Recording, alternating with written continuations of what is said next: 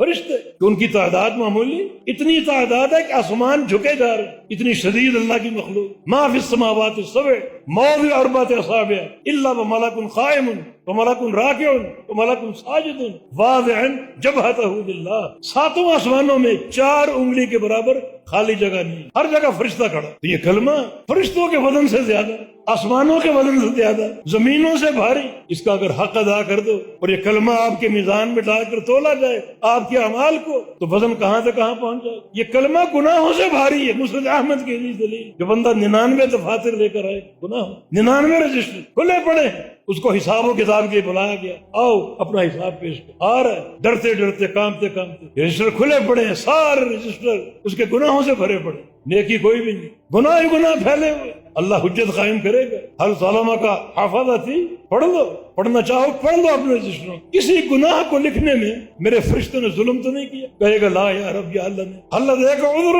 کسی گناہ پر عذر پیش کر سکتے ہو، فرشتوں نے لکھ دیا ہو اور تم معذور ہو، عذر پیش کر سکتے ہو تو عذر پیش کر دو. لا یا رب عذر بھی نہیں، سب صحیح لکھا ہو، کسی گناہ پر عذر نہیں، نیکی کوئی بھی نہیں. اور بعض حدیث میں ملائکہ اس کا رخ جہنم کی طرف پھیر دے، چلو جہنم. اللہ تعالیٰ سریع الحساب ہے، جلدی حساب ہے، کوئی نیکی ہے ہی نہیں تو کیا تولا جائے، چلو جہنم کی طرف. اللہ فرمائے گا میرے فرشتوں لا تعجلوا علی عبدی، میرے بندے پر جلدی نہ کرو، واپس لاؤ اس. ان لہ عندی حسنہ، اس کی ایک نیکی میرے پاس موجود ہے، میں نے سنبھال کے رکھی ہوئی. جب نیکی بن گئی تو بدن ہوگا.